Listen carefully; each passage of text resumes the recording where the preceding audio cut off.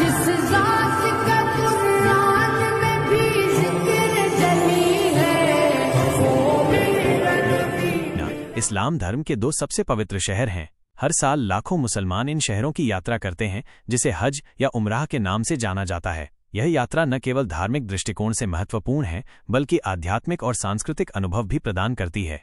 हज और उम्राह में अंतर। हज और उम्राह दोनों ही इस्लाम में महत्वपूर्ण तीर्थ यात्राएं हैं, लेकिन इनके बीच कुछ महत्वपूर्ण अंतर हैं।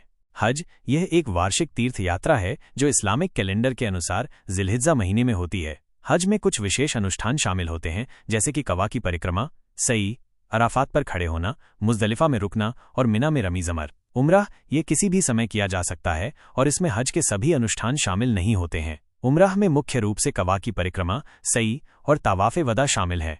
यात्रा की तैयारी। मक्का मदीना की यात्रा की तैयारी में निम्नलिखित शामिल हैं।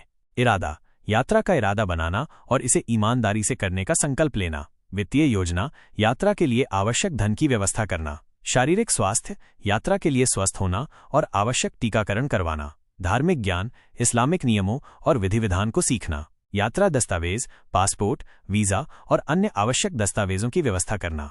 मक्का में पवित्र स्थल। मक्का में कई पवित्र स्थल हैं, जिनमें से सबसे महत्वपूर्ण है कबा, इस्लाम का सबसे पवित्र स्थान, जिसकी परिक्रमा हज और उम्राह का मुख्य हिस्सा है। मस्जिद अल हरम, दुनिया की सबसे बड़ी मस्जिद, जिसमें कबा स्थित है। सफ़ा और मरवा, 2 पहाड़ियों के बीच 7 बार दौड़ना, सई के रूप में जाना जाता है। मिना, मुज़दलिफा और अराफात, हज के दौरान महत्वपूर्ण रुकने के स्थान। मदीना में पवित्र स्थल। मदीना में भी कई पवित्र स्थल हैं, जिनमें से सबसे महत्वपूर्ण है मस्जिद अल नबवी, पैगंबर मोहम्मद सल्लल्लाहु अलैहि वसल्लम की मस्जिद, जहां उनके रोज़ा मुबारक और उनके साथियों की कब्रें स्थित हैं।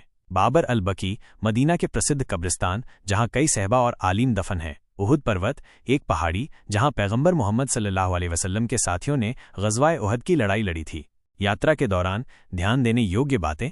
एहराम, हज या उम्राह के दौरान पुरुषों को विशेष कपड़े पहनने की आवश्यकता होती है, जिसे एहराम कहते हैं। नमाज, यात्रा के दौरान 5 वक्त की नमाज अदा करना महत्वपूर्ण है। दुआ, यात्रा के दौरान अल्लाह से दुआ मांगना और अपनी जिंदगी में सुधार के लिए प्रार्थना करना। सब्र और सहनशीलता, भीड़ भाड़ और कठिनाइयों का सामना करने के लिए धैर्य रखना। आदब और एहतराम, पवित्र स्थलों का आदर करना और वहां शांति और सौहार्द का माहौल बनाए रखना।